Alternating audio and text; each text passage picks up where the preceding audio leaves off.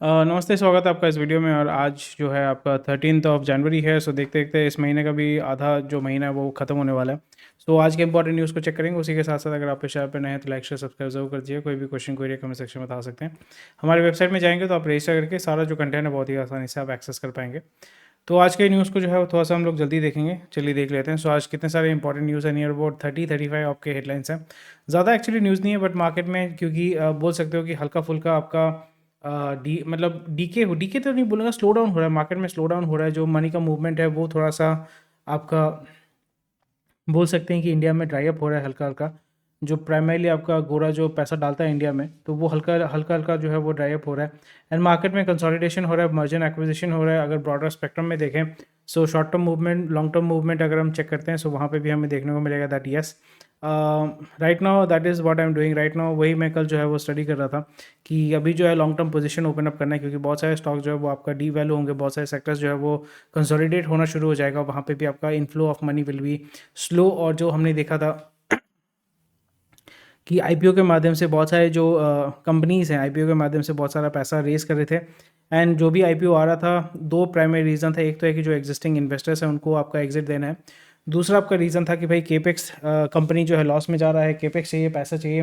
तो series A, series B, series D, late series हो गया, उसके बाद भी जो है कंपनी आपका मुनाफे में नहीं है। तो उस जगह पे क्या कर रहे हैं, तो फिर वहाँ पे आईपीओ के माध्यम से they are able to raise that money, और मनी रेज करके वो क्या कर रहे हैं, वो गेम खेलने की कोशिश कर रहे हैं। सो उसके बारे में बात करेंगे, चलिए देखते हैं। नेक्स्ट फर्स्ट न्यूज़ हो जाते हैं एथर इंडिया। मतलब एथर जो आपका बाइक है, ईवी बनाते हैं, ईवी टू व्हीलर बनाते हैं, वो आपका $2.4 बिलियन के वैल्यूएशन में वो पैसा उठाने वाले हैं, आईपीओ करने वाले हैं। एंड यहाँ पे ऑलरेडी हमने देखा था कि यहाँ पे आपका हीरो ने भी आपका एथर में इन्वेस्ट किया हुआ था। मैं चेक कर लेता हूँ। Hero invest in ether,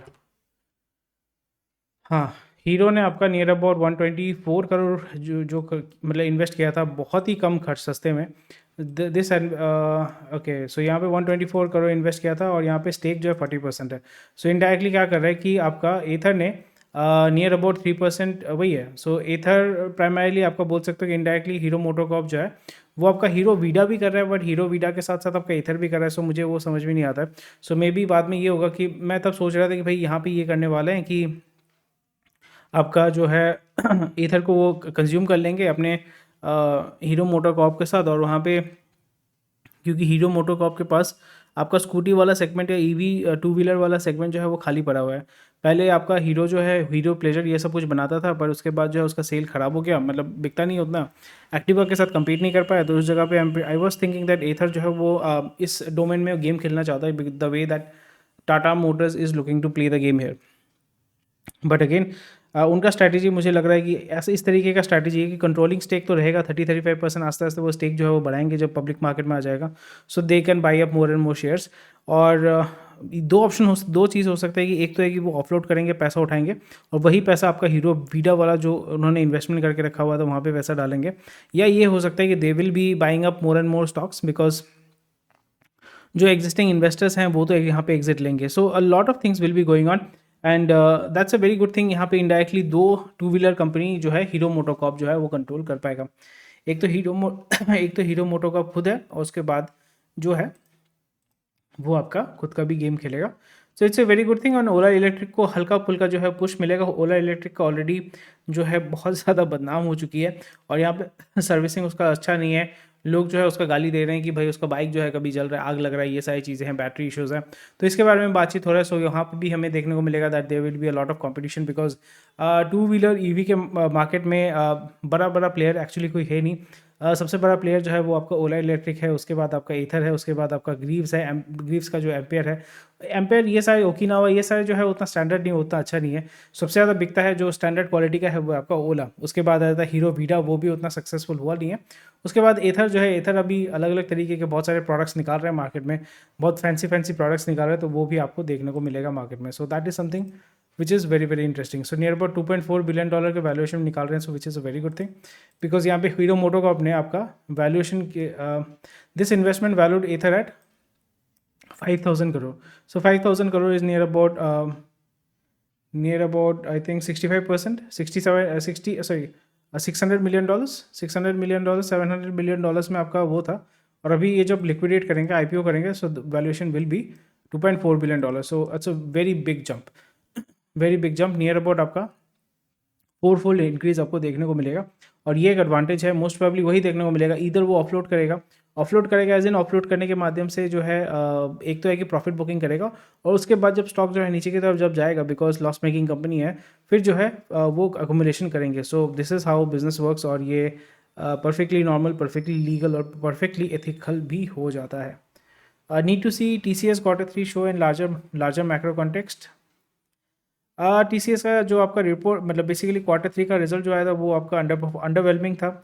and इस जगह पे आईटी में तो ग्रोथ होना चाहिए, क्योंकि आईटी में हमने ऐसा ऑलरेडी देखा है कि एआई के माध्यम से मार्जिन्स को इंप्रूव किया जा रहा है, प्रॉफिटेबिलिटी को इंक्रीज़ किया जा रहा है, और यहाँ पे लेबर लॉस का पता नहीं किस तरीके से इन्फोर्स करें, 90 घंटा, 100 घंटा, 200 घंटा। बट आपको ये समझना पड़ेगा कि आई एम नॉट अगेंस्ट और आई एम नॉट फॉर, मतलब आई एम नॉट अगेंस्ट और I don't support and I am not completely against this policy कि भाई आपको 90 घंटा काम करना है। जिसको 90 घंटा काम करना है करने दो भाई, don't force someone to work for 90 hours, but after a point of time it becomes meaningless, because आदमी जो है वो उतना काम नहीं कर सकता, physically emotionally mentally they will be exhausted, और वो उतना अच्छा आउटपुट नहीं दे सकता। और क्रिएटिव काम तो आप कभी ही नहीं कर सकते हो जब बंदा 90 घंटा काम कर रहा है। सो नेक्स्ट चीज़, इसलिए तो मशीन्स को इनोवेट किया गया था, मशीन्स को लाया गया था, मशीन्स को बनाया गया था।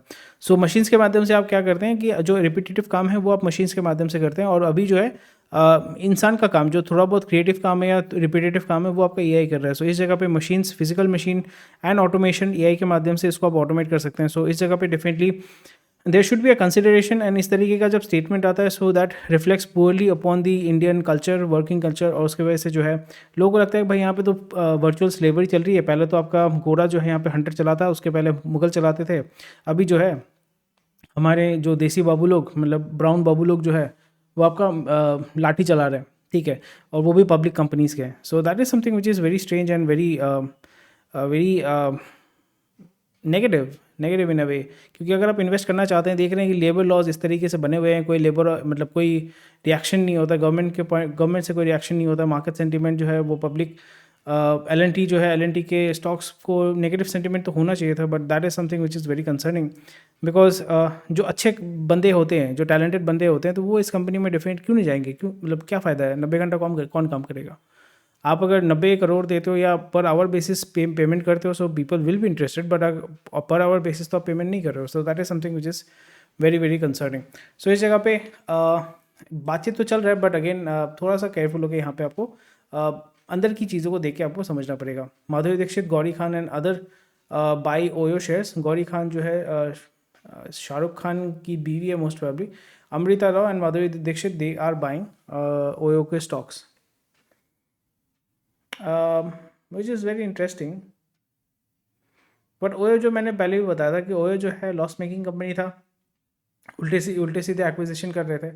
उस जगह के बाद हमने देखा कि भाई ओयो जो है वो थोड़ा सा अपना बुक्स को इम्प्रूव करेगा। हमने 1 साल पहले भी बात किया था, वहाँ पे भी हमने डिस्कस किया था कि ओयो जो है अपना बुक्स को इम्प्रूव करेगा, and maybe we can expect कि विद इन 1 and 2 years जब उसका प्रॉफिटेबिलिटी, मतलब it will become profitable, then it will come for an IPO, और उसी के लिए आस्ते आस्ते आपका यहाँ पर प्रिपरेशन चल रहा है। नेक्स्ट चलिए देख लेते हैं, HNI funds continue to be bullish on Goa realty. So यहाँ पे एक्टिवली इन्वेस्टमेंट कर ही रहे हैं डिस्प्लाइट ये सारी चीज़ें चल रही हैं, बट अगेन हमको समझना पड़ेगा कि गोवा किस तरीके से काम करता है। गोवा में देखो, कोई भी टूरिस्ट स्पॉट में क्या होता है कि Goa is branded as a छिछोड़ापन। लोग जो है छिछोड़ेपंथी करने के लिए जाते हैं, सस्ता दारू और रशियन ड्रग्स, ये सब चीज़ें, रशियन लड़की, मतलब आप समझ रहे हैं मैं क्या बोलना चाहता हूँ। उसके चक्कर में लोग जो है इसको, मतलब बेसिकली इसको इंडिया का थाईलैंड बनाना चाहते हैं। एंड उसी तरीके का बोल सकते हो कि कुछ सालों से उसी तरीके का ब्रांडिंग हो रहा है। एंड गोवा में गया था, and I found it very empty to be honest, and it's a nice place. अगर आप उसको टैक्सी माफिया को हटा देते हैं, एंड जो होटल प्राइसेस हैं उसको थोड़ा सा रिड्यूस करते हैं, मतलब it is very expensive, doesn't make, मतलब ऐसा कुछ है नहीं कि it has to be very expensive. Beach भी ठीक है, मतलब बहुत अच्छा, जैसे अंडमान का बीचेस हैं, बहुत ही क्लीन, लुक्स वेरी नाइस, वैसा तो कुछ मेरे को गोवा में दिखा नहीं है। And Goa is very nice, छोटा जगह है, एंड बहुत ही साफ़ सुथरा है, ग्रीनरी बहुत अच्छा है, वेदर बहुत अच्छा, वेदर मतलब गर्मी बहुत भयानक होता है, but comparatively weather is much better. दारू इज़ वेरी सस्ता, एंड बहुत छोटा जगह है। आप एक स्कूटी लेके आप पूरा जो नॉर्थ गोवा एक दिन में 3-4 घंटे का तो घूम सकते हो। एंड हल्का फुल्का हिल्स एरिया है, गाड़ी चलाने में बहुत मज़ा आता है, बाइक चलाने में बहुत मज़ा आता है. बट मतलब I do not find in logic that why it is so expensive. ठीक है, हाँ, मुंबई के लोग आते हैं पैसा उड़ाते हैं, एंड बैंगलोर के भी लोग आते हैं पैसा उड़ाते हैं. So comparatively for me, I am sitting in Kolkata, so for me Thailand is much cheaper, much near. मतलब गोवा जाने में मेरे को जितना टाइम लगता है उतना ही उसी टाइम में मैं आपका थाईलैंड में पहुंच जाऊंगा. And Thailand is much much cheaper actually. And ये सारी चीज़ें हैं. एंड या सो उसी जगह पे हमें क्या देखने को मिल रहा है, HNI foreign funds they will be ramping up investment there, and वो आस्ते आस्ते ग्रो करेगा. एंड हॉलीडे होम लोग तो है वो परचेस करेंगे ही करेंगे, उसमें कोई दिक्कत नहीं है. एंड बहुत सारे बेनिफिट्स, प्रोज एंड कॉन्स भी होते हैं, बट हमें समझना पड़ेगा कि हाउ लॉन्ग टर्म में क्या होने वाला है, कि they will B this segregation. Because if everything is very expensive, तो उसमें क्या हो जाएगा कि जो कॉमन आदमी है, आम जनता है, वो वहाँ पे जाना बंद कर देगा, because they will be not be able to afford it. तो वो दूसरी जगह जाएंगे, दूसरे फॉर एग्जांपल गुजरात में तो जाएंगे नहीं, बिकॉज वहाँ पे ड्राई स्टेट है. दमन and Diu is one of the place जहाँ पे आपका दारू जो है बहुत सस्ता है, इसलिए आपका गुजरात से लोग जाते हैं, और मुंबई यानी महाराष्ट्र से भी लोग जाते हैं दमन एंड दीव में पार्टी करने, दारू पीने. वो गोवा में जो नहीं जाते हैं वो दमन एंड दीव में जाते हैं. अगर आपको पता नहीं है, आपको अभी पता हो गया. So this is how it is working, and definitely कुछ real estate companies, alcohol companies, they will be going and working there. So something which might be positive long term में, यानी 5 साल 10 साल में हमें यहाँ पे अच्छा खासा ग्रोथ देखने को मिल सकता है. चलिए देख लेते हैं. And GST relief on lease rights में boost industrial realty. This is very nice, but यहाँ पे इसको चैलेंज भी करेंगे. गुजरात हाई कोर्ट का जो रूलिंग है उसको वो चैलेंज करेंगे सुप्रीम कोर्ट में. So that is something which is concerning. Next, अगर आपको कोई भी क्वेश्चन क्वेरी आप जो पूछ सकते हैं कमेंट सेक्शन में. I try to answer your question, क्योंकि मैं अभी इसको लाइव कर रहा हूँ. मैं इसको रिकॉर्ड करके भी अपलोड कर दूंगा, उसमें कोई दिक्कत नहीं है. PepsiCo India has appointed Nitin Bhandari to lead its beverage division, and he will replace George Kuvoor who will retire March 31st. ठीक है, अच्छी बात है. ये तो हमने बात कर लिया है. Phone maker seek PLI renewal, says their PLI. अभी तो वही बोल रहे थे ना, 50% of the capacity is sitting idol.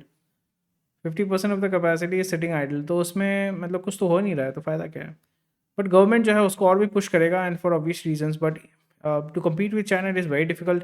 And primarily यहाँ पे जो भी आपका मैन्युफैक्चरिंग हो रहा है PLI स्कीम के माध्यम से, primarily it is for the domestic purpose. And I am not considering Apple and Samsung here. So बाकी जो लावा है, आपका जो माइक्रोमैक्स है, ये सारे जो हैं यहाँ पे असेंबली करके इंडिया में ही बेच रहे हैं. एप्पल जो है वो अपना ग्लोबल मार्केट के लिए गेम खेल रहा है, सैमसंग जो है वो अपने ग्लोबल मार्केट के लिए गेम खेल रहा है. बट जो एक्सपोर्ट करने का हमने एक्सपेक्ट किया था कि भाई हम एक्सपोर्ट करेंगे, वो तो नहीं हो पा रहा है. And China is exporting near about billion handsets every single year. So that is something which is very very interesting, because China के साथ compete करना it is very difficult. Although China का जो इकोनॉमी है वो स्लो डाउन में जा रहा है, इंटरनल कंजम्पशन बहुत ज़्यादा कम हो गया है, एंड जो ग्लोबल मार्केट में जो एक्सपोर्ट है वो भी स्लो डाउन हो रहा है. बट चाइना के साथ compete करना it will take a lot of time. And अभी हम अगर देखते हैं ग्लोबल पर्सपेक्टिव में, चाइना के साथ अगर मैन्युफैक्चरिंग में कोई अगर compete कर सकता है, तो वो सबसे पहले है ऑब्वियसली US है. उसके बाद इंडिया है, because India has a huge population which does not really want to work, and यहाँ पे 80% of the population is getting ration from the government. So that is something which is very concerning. Next news है, SAIL John Cockerill to invest 6,000 crore in building downstream steel plant. Okay. capex वही government जो है indirectly capex कर रही है. सो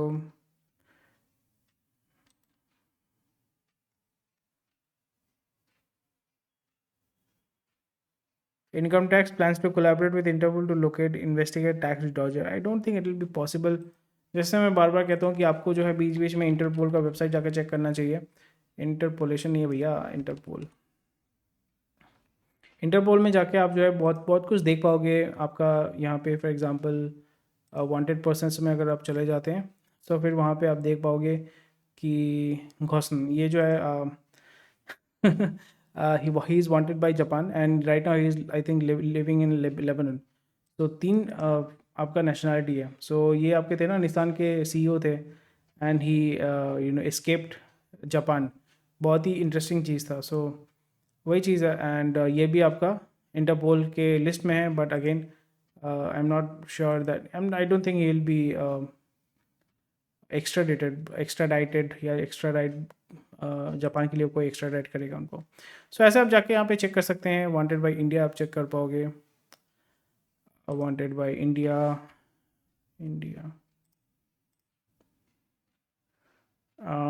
20 साल का लड़का है कादियान योगेश. यहाँ पे Karanvir Sang, Kapil Sangwan, Vikramjit Singh, so tag Goldy Brar, Hafiz Saeed and बहुत सारे लोग हैं. टैक्स डॉजर, इनके ऊपर तो मूवी भी बन गया है. एंड बाकी तो भाई इनको नहीं, किसी को. टैक्स के बारे में कौन है, ये है क्या? अच्छा, मिहिर ये तो शायद से उनके साथ थे ना. आई थिंक मेहुल चौकसी समथिंग उनके साथ थे. Money laundering. मिहिर भंसाली.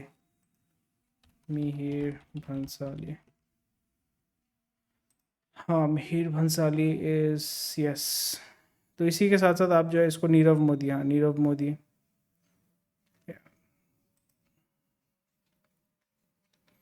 सो टीसीआई के बारे में वो स्टडी कर रहा था. इट वाज वेरी इंटरेस्टिंग दो.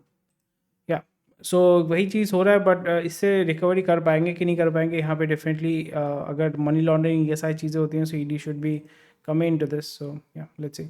शपोजी पलनजी जो है फंड रेज करेगा बिकॉज वो डेट में डूबा हुआ है. एंड प्राइमरीली वही होगा कि fund will be use to refinance maturing debt and lowering borrowing cost. So ये इशू है और यहाँ पे ऑलरेडी उसने डेफर किया है. जो डेट रिपेमेंट है उसको ऑलरेडी उसने डेफर किया है. सो इसकी वजह से कूपन रेट जो है वो बढ़ेगा, क्रेडिट रेटिंग जो है वो नीचे की तरफ घटेगी. और एफकॉन्स के माध्यम से they have raised money. So it's a very well known and very reputed brand. And Tata के जैसे ही slow and steady wins the race kind of a thing. But Shapoorji Pallonji is going through a very tough time. And इनका primary जो sector है वो है आपका infrastructure, ports, ये सारी चीज़ें. और इन्होंने आपका उड़ीसा का जो पोर्ट है वो आपका अडानी को भी बेच दिया. So they are going through a very tough time. Next news देख लेते हैं. निफ्टी का तो हालत ख़राब है ही, ये तो हमने तो ऑलरेडी बात कर लिया था उसके बारे में. और ग्लोबल वरीज, एआई, ट्रम्प, ये सारी चीज़ें तो चलती रहेंगी. एंड अभी जो है आई एम क्वाइट अभी मेरे को लॉन्ग टर्म गेम देखना है. सो या that's about it for today. And ये था आज का इंपॉर्टेंट न्यूज़ जो मैंने कवर कर दिया. अभी मैं बाकी जो है लाइव में कवर करूँगा. Thank you for watching this video. अगर आप रिकॉर्डेड वीडियोज़ देख रहे हैं तो मैं रात को जो है आजकल थोड़ा सा लाइव आ रहा हूँ. और उसी के साथ साथ कोई भी क्वेश्चन क्वेरी है कमेंट सेक्शन में बता सकते हैं. मैं टेलीग्राम और व्हाट्सएप ग्रुप को आप ज्वाइन कर सकते हैं. हमारे वेबसाइट में जाइए, आपको सारा कंटेंट मिल जाएगा. और आप म्यूचुअल फंड अगर सीखना चाहते हैं तो बांग्ला हिंदी में सीख सकते हैं. अगर एनआईएसएम एग्ज़ाम के लिए प्रिपरेशन कर रहे हैं तो फिर ये नोट्स लेके आप अपना एग्ज़ाम प्रिपरेशन भी कर सकते हैं. So anyway, thank you for watching this video. Take care, bye bye, Jai Hind. मिलते हैं आपके साथ कल.